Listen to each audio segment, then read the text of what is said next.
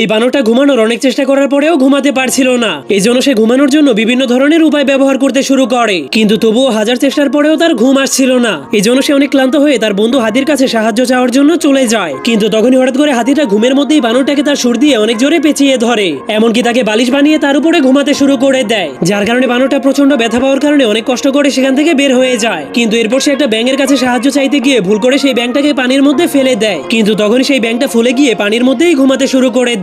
এজন্য বানরটা লতার মাধ্যমে লাফিয়ে লাফিয়ে একটা জিরাফের কাছ থেকে সাহায্য চাওয়ার জন্য চলে যায়। তখন সে জিরাফটাকে ঘুমাতে দেখে তার মতোই ঘুমানোর চেষ্টা করতে শুরু করে, কিন্তু তবুও তার ঘুম না আসার কারণে সে সেখান থেকেও চলে যায়। তখন সে দেখতে পায় একটা সজারু মাটির ভেতরে অনেক আরাম করে নাক ডেকে ডেকে ঘুমাচ্ছে।